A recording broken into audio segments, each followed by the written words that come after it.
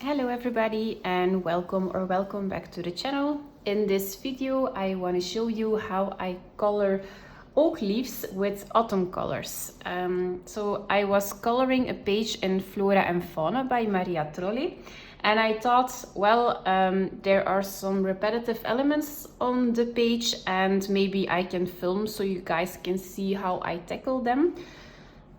I always base with water-based markers or alcohol markers. So this is not just a coloring pencil tutorial. And because this book is single-sided and I don't want to sacrifice a page on the other side, I am using water-based markers. So I did already 3 leaves, so you can see what the ending result is going to be. And I already did the background because mostly I start with the background so I can see how light or how dark my main elements have to be to pop. So the background is completely done with Neocolor 2s. I used 3 colors. I did 1 layer on the page, I scribbled it on the page and I diluted it with water, just a little bit. And then when I see that when it was a little bit stainy on the paper, I just took some pigment of the crayon and I dabbed it on the place that needed a little bit more color. So that's actually it I already done on this page. And then for the leaves, I based it with water-based markers and then I went on top of it with Prismacolor pencils. So the coloring pencils, the supplies are all listed in the description box if you are interested. But I have made myself a sheet with the colors I used. So this is the Dutch edition of the Trolle book, because I think the Dutch edition is always, the paper is a little bit better. But the English edition works well. I had an English edition in the past and the paper is wonderful too, so don't worry about that. And the water-based markers I am using are the Staedtler Pigment Brush Pens. So it is actually a little bit the same as the Faber-Castell artist brush pens, but these are a little bit cheaper. So yeah, these are the pens I work with. You don't need these pens for this technique, so just take some water-based markers with colors you would like to have on the leaves itself, and you're ready to go. And then I matched, so these are the colors I used. I looked up a picture of an oak leaf with a little bit of brown in it, and that's my inspiration for how I tackled it. And then I looked through my Prismacolor Premier pencils and I matched up the color with the water-based marker. So this is for blending. So you don't need the Prismacolor pencils, just take a coloring pencil you're comfortable with. I use polychromos pencils for this technique all the time, so wax-based, oil-based, it doesn't really matter. I prefer oil-based pencils, but that's just my personal preference. It works both ways, so even budget pencils are great for this technique. So mostly with budget pencils, you don't have the great vibrancy of an artist grade pencil. So when you're using water-based markers underneath it, it's going to solve that problem for you. And I always use this because the water-based markers as a base, because the colors really pop and it speeds up the process and it doesn't hurt my wrist when I'm doing a whole page in just coloring pencils. So this is actually a method I really prefer doing. So this picture takes me like 2 or maybe 3 sittings. So when I'm doing this with pencils, it takes me like 5 sittings or something. So yeah, I much more prefer the water-based markers for basing. Okay, so let's get started. So the idea behind a leaf is that they're all different. So don't make all the leaves the same color when you have a lot of them on the same page. If you have like 2 or 3 leaves, it doesn't really matter, but the result is going to be much more pleasing to look at when all the leaves are a little bit different. So it was the same with the coloring tutorial I did for the apples with the autumn colors. It's the same. The more natural, the more variation you have in the leaves, the better the result is going to be. Okay, so now we're going to start with our tutorial. So I'm going to zoom in on maybe these leaves over here, and we will get started. Okay, I hope I will stay in frame because filming is not my strong suit. Okay, perfect. So I have 5 water-based markers to start with. This is actually this is page 61, and in the index of the book it is a summer oak.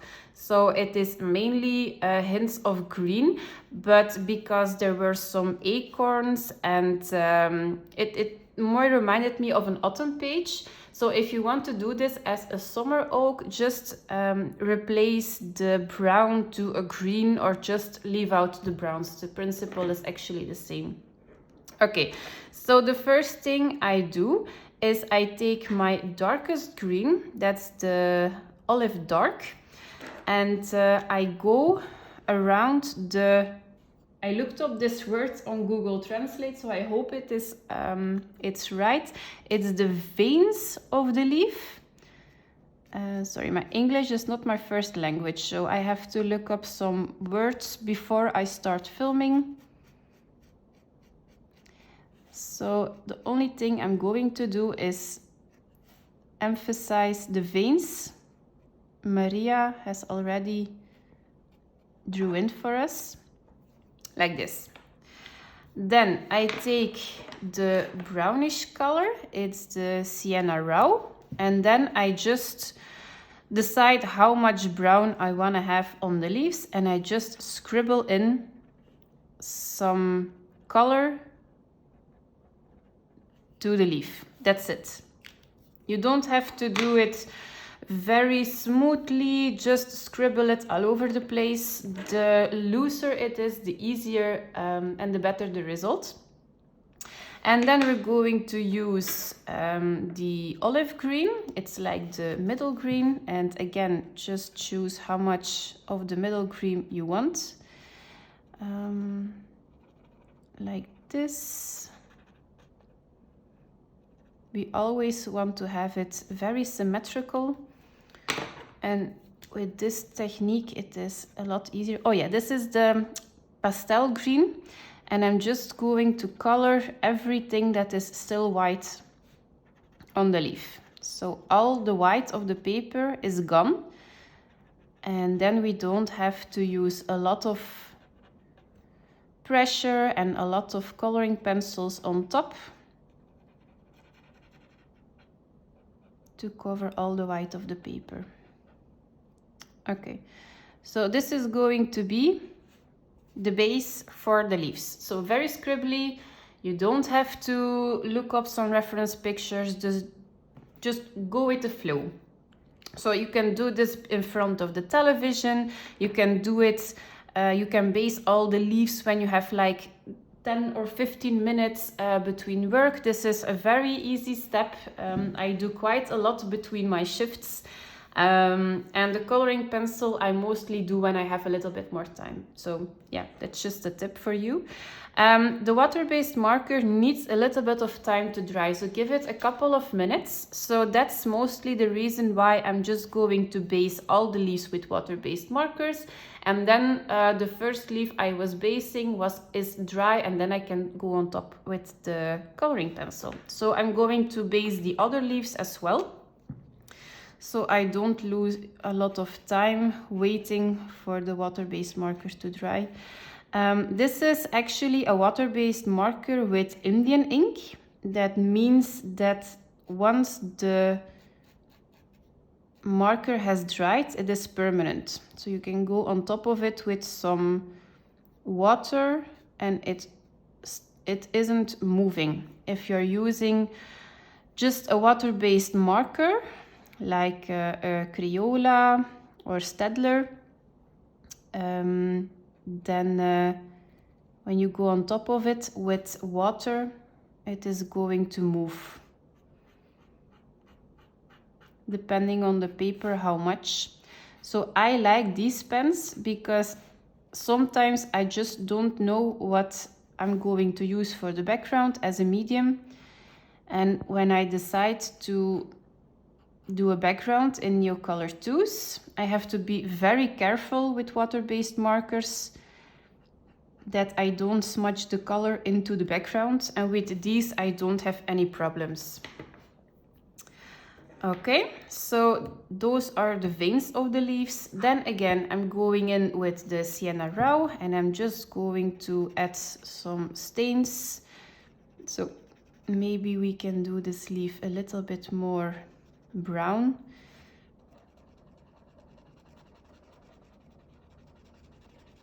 So as you see, I am just scribbling in color.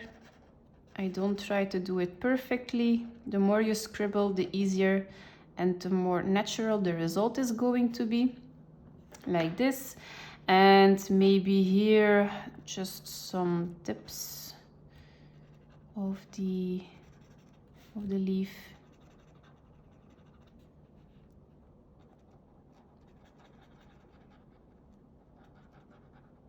And it's not because you lay your brown over here that you cannot go in with the coloring pencil for some extra brown accents or something. Okay, then we're going to take again the olive green, so the middle green, and just scribble it. I don't want a lot of this color, so just a little bit, so it is more of a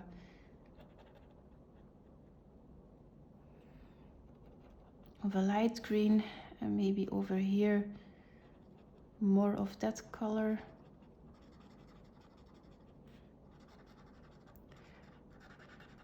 Those colors blend in quite nicely with the coloring pencils, so it doesn't mind if you go over the brown you have already laid down. It really doesn't matter.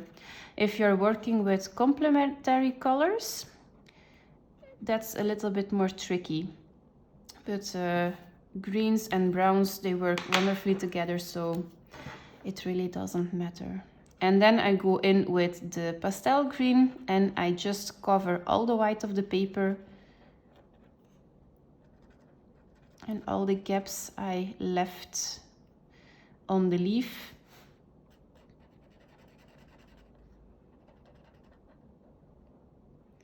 Mostly I color the inside of the leaf the same color as I do the tree, the branch of the tree. So I'm going to leave that white for this moment. As you see, I go a little bit over the brown. It really doesn't matter. It's the palest color, so okay. I have a little bit of troubles with the leaf is. I think this is the leaf. Maybe. And I think this is the leaf as well. And this is like a branch. Yeah, I think that's it. If I forget an element, I can always come back and color it in later.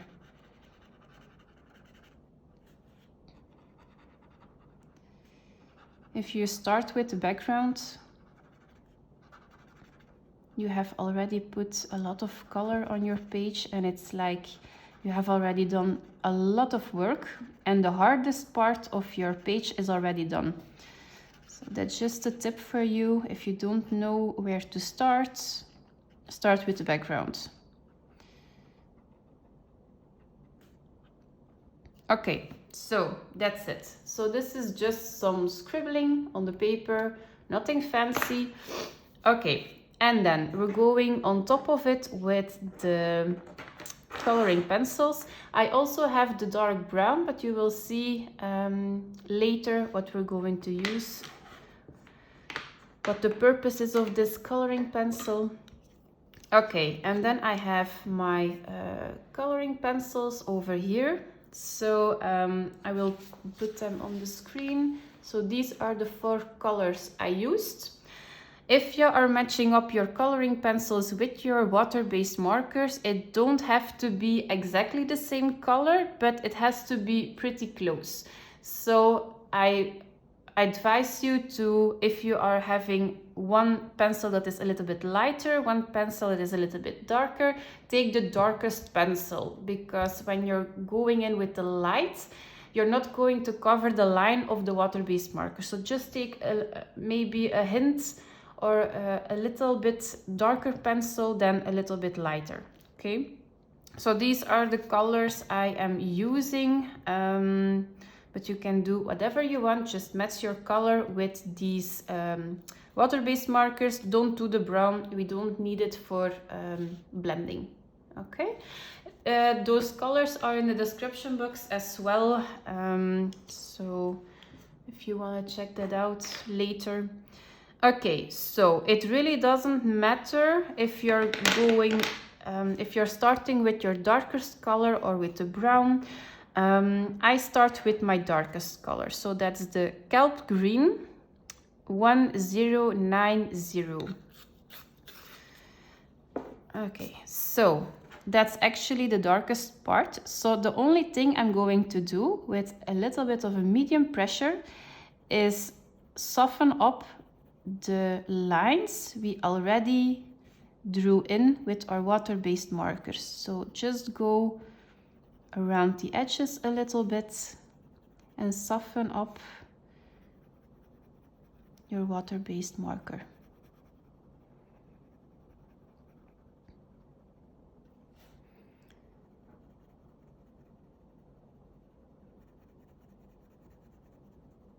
So if you like coloring pencils, you can do a very light pressure and go in a little bit more.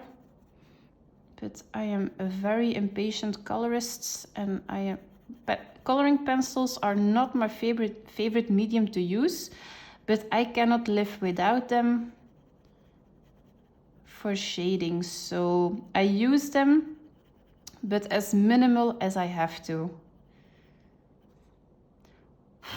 Okay, that's it. Then I'm going to take the brown and I'm going to blend the brown into the greens we've put on the paper. Your blending doesn't have to be perfect. It's a leaf, it has stains. Once the page is completely colored, you're not going to see it. Now your eye is minding all the details because all the rest is still white, and it is a little bit more visible than when the page is completely colored. So, and then I'm going to take the olive green for the medium green, and we're just going to blend it in. As you see, it is so easy. It is very, very vibrant. The colors are amazing. I started out with the Crayola Super Tips. So those are very cheap water-based markers. They have like a pack with 100 colors, I think.